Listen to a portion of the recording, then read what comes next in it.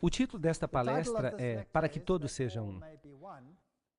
Nós já lidamos nas últimas palestras com os aspectos políticos e hoje à noite eu quero começar com os aspectos religiosos. Na terça, nós vamos lidar com a palestra sobre o fogo estranho. Não percam essa palestra, vai ser muito boa. Nas reuniões do Concílio Vaticano II, no Vaticano, o Papa entrou durante a reunião e naquela reunião ficou decidido que as igrejas protestantes, podiam permanecer em suas confissões e obter a salvação, desde que, é claro, elas aceitassem e reconhecessem a supremacia do Bispo de Roma. Agora, depois do Vaticano II, foi Karl Rahner, o jesuíta. É estranho como ele sempre fica aparecendo. Eu sei que eu estou repetindo muito isso, mas é um fato.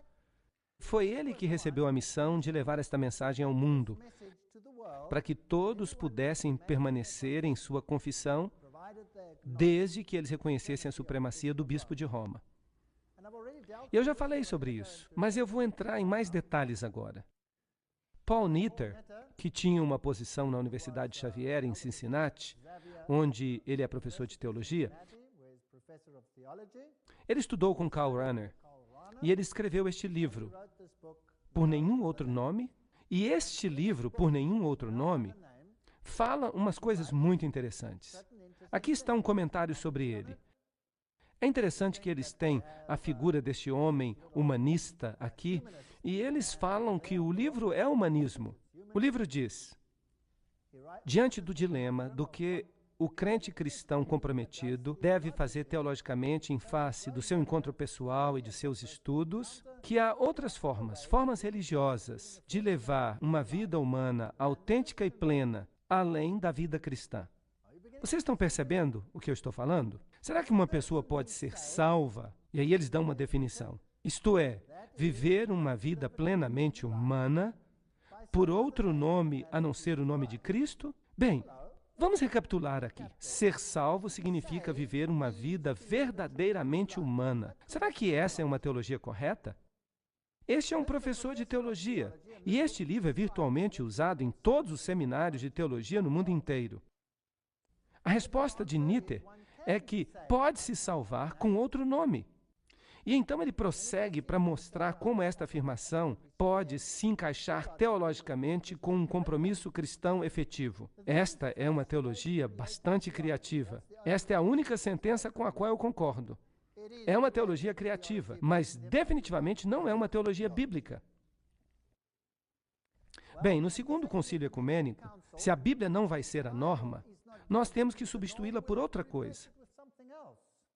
E foi decidido no documento 515, na página 515 dos documentos ecumênicos, que foram escritos no Vaticano II, a unidade de todos os cristãos pode pelo menos ser restaurada e pode brilhar para todos os povos, a fim de que sejam chamados para se tornarem um único e novo povo, que confessa um único Jesus, Salvador e Senhor, que professa uma única fé e que celebra um único mistério da Eucaristia. Há muitos problemas com essa declaração, especialmente um problema, essa história do mistério da Eucaristia. E o livro Documentos do Vaticano II, página 515, diz que todos os cristãos deveriam ter uma única mente ecumênica. O Catecismo Católico nos diz que o Vaticano II não mudou as doutrinas, que ele pareceu apenas mudar as doutrinas. Este é o Catecismo atual da Igreja Católica, artigo 816. A única Igreja de Cristo, a quem o nosso Salvador, depois da sua ressurreição, confiou o cuidado pastoral, ordenando a Pedro e aos outros apóstolos que a fizessem crescer e governar, a igreja constituída e organizada como uma sociedade no mundo presente, subsiste na Igreja Católica. O decreto do Segundo Concílio do Vaticano sobre ecumenismo explica, pois é somente através da Igreja Católica de Cristo que existe ajuda universal para a salvação, a fim de que a plenitude dos meios de salvação possa ser obtida. Não tem havido mudança em doutrina. Só os protestantes que pensam que houve uma mudança de doutrina. Bem, então o artigo 817 diz, onde há pecados, há também divisões, cismas, heresias. Isso quer dizer que se havia uma divisão, então isso era pecado. Então quem que é o pecador? Aquele que se separou. E o artigo 820 diz: Cristo concedeu a unidade à sua igreja desde o princípio, e isto é algo que a igreja nunca pode perder. Então dizem que não mudou nada. Ela ainda governa. A igreja governa através dos seus pontífices supremos e bispos, e todos terão que reconhecer isso. É por isso que o sacerdote J. Cornell diz: o objetivo final do ecumenismo, da forma como os católicos o concebem, é a unidade da fé, da adoração e do reconhecimento da autoridade espiritual suprema do bispo de Roma. Aí está o resumo. A ligação da igreja com as religiões não cristãs indica que todas as nações formam apenas uma única comunidade.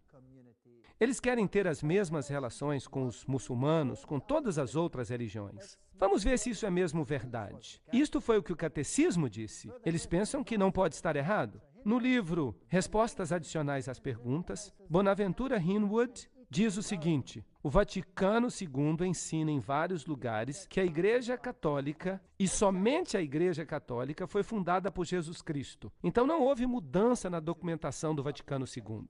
Então, no dia 5 de setembro de 2000, o Vaticano deixou isso claro. A Igreja examinou a declaração do Vaticano e, numa declaração de 36 páginas, disse que outras comunidades cristãs, como os anglicanos e os outros protestantes, não são, de fato, igrejas. E Canon David Oliver, ministro da Igreja Anglicana de São Tomé, disse: está bem, está tudo bem. Então o Vaticano insiste que as outras igrejas não são nossas irmãs. E eu me lembro que Karl Rahner disse: deve sempre ficar claro que a Igreja Universal, Apostólica, Santa, Católica e única igreja não é uma irmã, mas a mãe de todas as igrejas. Então, esta é a última declaração.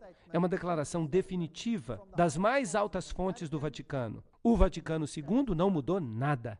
Esses são alguns dos comentários das outras igrejas. As igrejas estão espantadas com o ataque do Papa. As igrejas protestantes expressam desapontamento. Nada mudou, mas elas continuam ainda no movimento ecumênico. O jornal The Washington Post disse: um novo documento do Vaticano, publicado hoje, declara que os indivíduos só podem obter salvação plena do pecado terreno através da graça espiritual da Igreja Católica e que as outras denominações, incluindo as igrejas protestantes, têm defeitos que colocam seus seguidores numa situação de grave deficiência. E isso inclui os muçulmanos, os hindus, os judeus, todo mundo. Eles têm que aceitar o catolicismo como líder. É isso que o Vaticano ensina. Agora, como é que nós vamos fazer isso se a Bíblia claramente condena o catolicismo?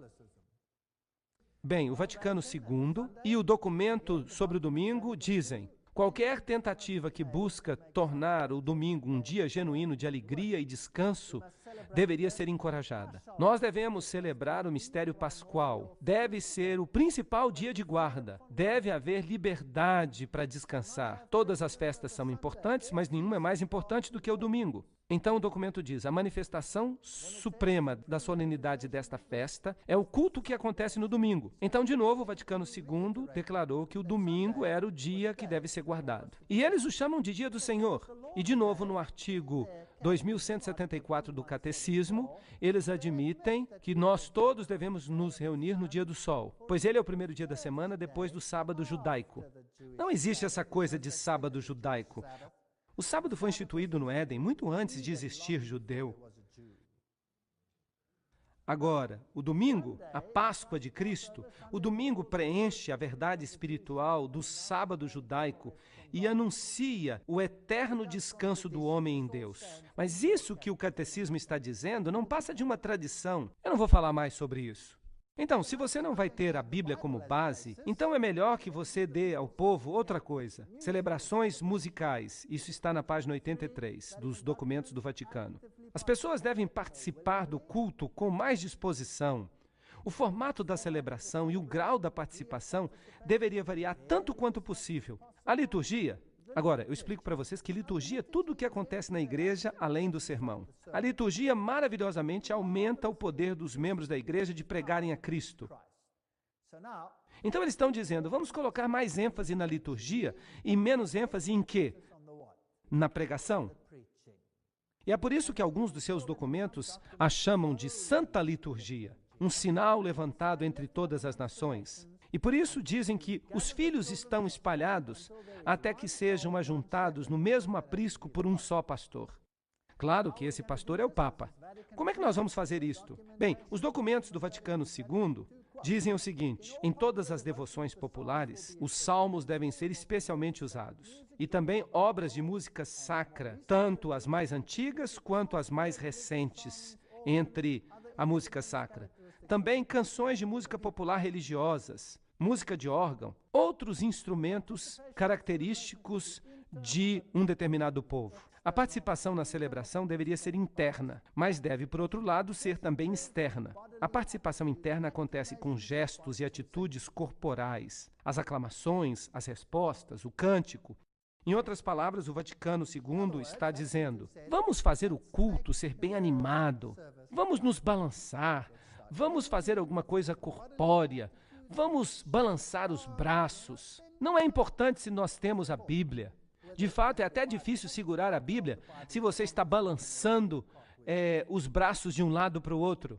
Agora, quanta música vai haver? Vamos ler de novo no Catecismo, artigo 1157. Canções e música preenchem sua função como sinais de uma maneira muito significativa. Até aí, tudo bem. Não há nada errado com música. A música é algo belo, feito para a glória de Deus. Mas vejam essa citação. Eles dizem que a música deve ser emocional. Deve-se chorar, deve-se sentir comovido pelos hinos, pelas canções e pelas vozes que ecoam na igreja. Que emoção deve-se experimentar nelas? Esses sons devem penetrar nos ouvidos, destilando a verdade no coração. Um sentimento de devoção deve aparecer no coração e lágrimas devem escorrer pela face. As lágrimas fazem bem. Então, quanto mais lágrimas e mais emoção, melhor. É preciso desligar a mente e ligar a mente em outra coisa. E então o Papa começou a usar grupos de música popular. O Papa começou a cantar a música do conjunto ABBA. E esse tipo de coisa começou a entrar nas igrejas, algo que não tinha acontecido antes. E aqui está a bandinha de rock pessoal do Papa, que viaja com ele toda vez que ele faz uma viagem. E atualmente eles estão incluindo grupos de rock metálico, esse tipo de coisa. E em 1967, o corpo docente e o corpo discente da Universidade Católica de Duquesne, eles começaram a virar carismáticos. E em 1968, o Concílio Mundial das Igrejas aceitou os católicos como observadores. E em 1975, eles estiveram presentes em Nairobi. Em 1975, uma grande reunião ocorreu em Roma. E o Papa Paulo II, de fato, começou a falar em línguas. Aqui está, Cristianismo Hoje, 6 de junho de 1975. Os bispos, arcebispos e cardeais se esforçaram para manter os seus chapéus sobre a cabeça, cantaram e dançaram em êxtase, abraçaram-se mutuamente e levantaram seus braços ao céu. E o discurso do Papa Paulo VI foi pontual e estático. Então ele começou a falar em línguas. Grande exemplo para a igreja. A Igreja Luterana, em 1974, nos Estados Unidos, publicou o seu diálogo com a Igreja Católica, a supremacia papal e da Igreja Universal, pois eles estavam começando a brincar com a ideia de que Roma pudesse de novo ser a cabeça das igrejas. Os presbiterianos, congregacionalistas e metodistas foram logo atrás. E Colin Buchanan escreve que a emergência da Igreja de Roma como parceira nas discussões ecumênicas e o impacto do movimento carismático, isso tudo mudou as relações ecumênicas, totalmente. Então esse novo espírito faz com que o diálogo entre as várias facções que se opõem se torne cada vez mais possível. E em 1975, este era o catecismo, e nesse catecismo se questionavam os mandamentos morais e o decálogo. E muitas passagens no Novo Testamento foram colocadas na boca de Jesus, coisas que o Jesus histórico nunca havia falado. A ressurreição física é um problema cheio de dificuldades, e começaram então a questionar a Bíblia. E em 1977, uma comissão da Igreja Católica, junto com a Igreja Anglicana, proclamou esta declaração. Parece apropriado que uma união futura, uma supremacia universal, como aquela descrita, deveria ser mantida na Sé Romana. Então a Igreja Anglicana disse, o Papa será o cabeça. E em 1989, o arcebispo anglicano da Cantuária, o reverendo Robert Runcie, foi a Roma e incentivou os cristãos a considerarem a supremacia do Papa. É melhor que estejamos juntos. Aí estão eles. E então houve a famosa assinatura do documento, no qual o Papa e Runcie assinaram a declaração na Cantuária. Aí estão os dois assinando. E o Papa agora é o cabeça dessas igrejas. Aí estão alguns símbolos maçônicos, eles estão juntos aí, a rainha está junta, o séquito da rainha visita o Papa. Bem, o que o príncipe Charles diz? Eu não quero mais ser o protetor da fé, mas apenas um protetor da fé. O protestantismo praticamente acaba na Inglaterra e ele sai marchando pelas ruas do Reino Unido. O próximo arcebispo da Cantuária é Carey. E Carey é notável por causa da sua renovação carismática. Ele falava em línguas. Então a igreja anglicana foi a primeira a ir na direção de Roma. Agora, esta aqui é a famosa Catedral de São Paulo. Aí está ela, um ônibus em Londres. Eu mesmo tirei esta foto. E esta é uma foto impressionante. O que vocês estão vendo aqui? Com o que se parece? Parece uma miniatura do Vaticano, sim. De fato, é uma réplica do Vaticano. E a coisa mais impressionante é que a Catedral de São Paulo nunca teve essa aparência. A aparência da catedral era esta daqui, mas agora ela foi totalmente reconstruída e ela parece assim agora. Isso não parece ser a imagem da besta? Bem, vamos entrar então. Você tem que esconder a sua máquina se você quer tirar foto ali. Vejam a aparência que ela tem agora. Ali está um altar pequeno, uau. Ali está o altar principal, uma cópia exata da abóbada de Benini em Roma. Isso significa que esta igreja protestante copiou a de Roma. Isso é muito interessante. Ali estão os quadrados pretos e brancos, os cupidos com outros seres angelicais. Alguns são machos, outros fêmeas. E se você olhar para o teto, se você conseguir fotografar lá em cima, você vai ver esses lindos símbolos maçônicos. Isso é maçonaria, isso não é a igreja da Inglaterra. Então a igreja da Inglaterra capitulou e se tornou parte da maçonaria. Ela se tornou parte do movimento de Lúcifer. É triste, mas é verdade. Bem, na frente do altar principal, aí você tem os típicos símbolos solares. Olhando de cima, é como a gruta de uma bruxa. Ela foi reestruturada. Isso é ocultismo. De fato, ela chega a ter os pentagramas pretos e brancos no chão. E no chão há o símbolo da serpente com a cauda na boca, representando o sol e a lua. Por falar nisso, estes aqui são os meus sapatos. Vejam como eles estão limpinhos. E as deidades solares no chão. Então isso não passa de catolicismo. Aqui estão os símbolos da nova era. O pavão, os símbolos de Lúcifer, os triângulos no círculo, os hexagramas. E é claro, pessoas enterradas debaixo do altar. IHS, os raios do sol, o pelicano mítico, o passarinho alimentando os seus filhotes, são todos símbolos do ocultismo. Não admira que o Papa João Paulo II escrevesse no livro Atravessando o Limiar da Esperança, de que por volta do ano 2000, nós precisamos estar mais unidos. Em prol da unidade, todas as igrejas devem aceitar a autoridade papal. O Papa disse isso em 1995. Essa é a condição da unidade. Agora, por que foi que os reformadores se separaram de Roma? Certamente os reformadores tiveram boas razões, razões bíblicas. Apocalipse 13:8 diz: "E todos aqueles que habitam na terra o adorarão. cujos nomes não estão escritos no livro da vida do Cordeiro, morto desde a fundação do mundo. Bem, certamente este verso foi corrompido nas traduções modernas, mas é isso que ele de fato diz. Não terão o seu nome no livro da vida se eles adorarem de acordo com este sistema e o obedecerem. Aqui está a igreja de Berlim, a principal igreja luterana na Alemanha. E ali eles têm pinturas enormes de Maria e velas são acesas para ela. Ali está. É uma volta a Roma. E um jornal alemão publicou a figura de Martinho Lutero apertando a mão com o Papa. Bem, em 1980, o Papa foi até Mainz, na Alemanha, e ele disse: o ecumenismo é uma tarefa urgente. Vejam então que os cristãos estão forjando acordos para uma nova era.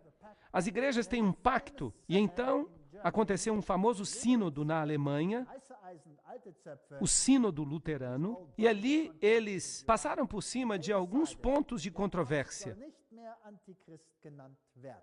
E eles disseram: o Papa não mais será chamado de anticristo. Bem, então isso é o fim da reforma, é o fim dos luteranos. A revista Time então retomou este assunto e disse: uma separação de 500 anos. Luteranos e católicos chegaram a um acordo a respeito de questões que dividiram o cristianismo ocidental em dois. E em 1999, no dia 1º de novembro, as igrejas superam uma discórdia de 500 anos. E assim os luteranos reconheceram a autoridade do Papa.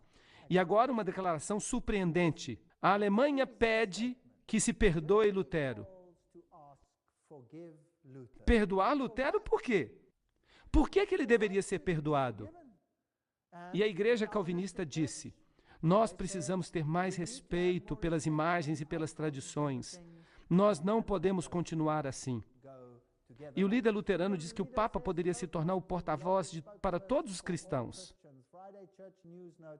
E neste jornal aqui, do dia 6 de julho de 2001, Ismael Nocco, secretário-geral da Sociedade Mundial dos Luteranos, disse que os luteranos podem certamente olhar para o Papa como um dos principais líderes espirituais do mundo hoje. E ele continuou dizendo que o movimento ecumênico requer que os cristãos considerem a possibilidade de que o Papa se torne o porta-voz global para todos os cristãos. Então, os anglicanos capitularam, os luteranos capitularam, os presbiterianos capitularam, os metodistas capitularam, todo mundo capitulou. Na Alemanha agora você tem igrejas como esta aqui, que eu acho muito interessante. Aí está o lado católico e ali está o lado protestante. E eles têm a mesma torre com sino. E no ano 2000, os Cavaleiros de Colombo, que é uma organização controlada pelos jesuítas, eles começaram a enviar imagens da Nossa Senhora de Guadalupe a todas as igrejas do mundo. Aqui está uma da Natividade da Virgem Abençoada. E Dino Mazzotti, um dos principais cavaleiros do Concílio dos Cavaleiros de Colombo, ele diz que é maravilhoso, que ele espera que todos se prostrem diante da imagem. E então veio a declaração conjunta de luteranos e católicos, na qual eles discutiram a doutrina da justificação. Um documento escrito de forma brilhante, que destrói totalmente o princípio protestante. Bem, se abandona a Bíblia, é melhor então colocar mais animação no culto, para que as pessoas não se preocupem tanto em ler a Bíblia. Os teólogos querem ficar mais animados. Vamos colocar na igreja uma liturgia animada, vamos colocar na igreja muito movimento. Eu não sei para que essas pessoas ficam balançando a mão dentro da igreja. Será que eles estão tentando alcançar o botão do ar-condicionado para desligá-lo?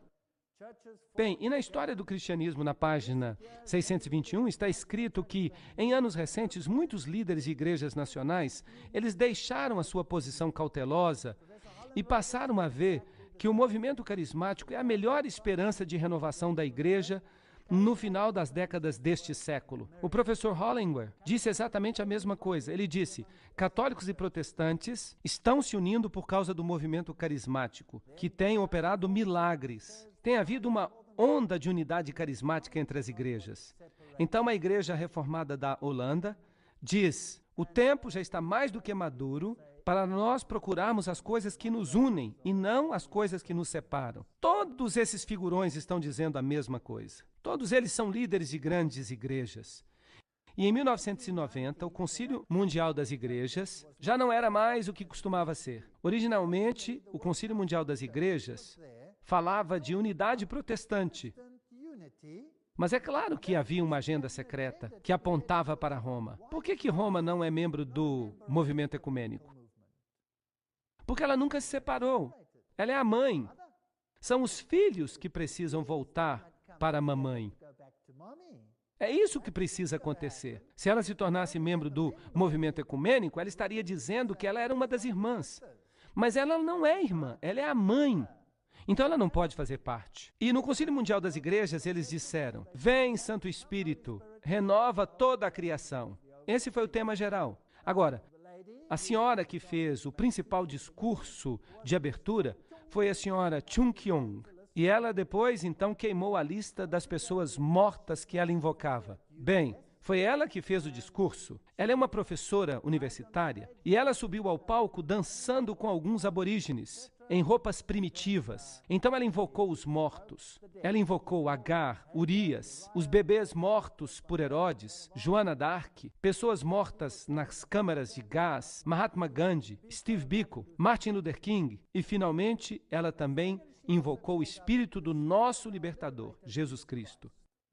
E então ela queimou a lista como um símbolo. Agora, vamos dar uma olhada o que está acontecendo aqui de fato. Ao combinar esses fogos de artifício verbais com uma performance de dançarinos aborígenes e coreanos, Chung estava de fato representando uma dramática evocação do Espírito Santo como fêmea. Ela o ligou a Agar, aquela mulher que foi explorada e abandonada por Abraão e Sara, e disse: eu não mais acredito num Deus onipotente, macho, guerreiro, que salva todos os bons e pune todos os maus. Chung invocou os espíritos dos mortos 18 vezes, dizendo que eles haviam sofrido injustiças e que a sua voz clamava, e que se não ouvíssemos os clamores desses espíritos, nós não seríamos capazes de ouvir a voz do Espírito Santo. E ela disse: não fiquem incomodando o Espírito Santo, invocando-a toda hora. E eu espero que a presença dos nossos espíritos ancestrais aqui conosco não incomode vocês. Será que isso é bíblico? Claro que não é. Mas ela é uma pastora da maior igreja protestante na Coreia. E ela agora é uma professora universitária.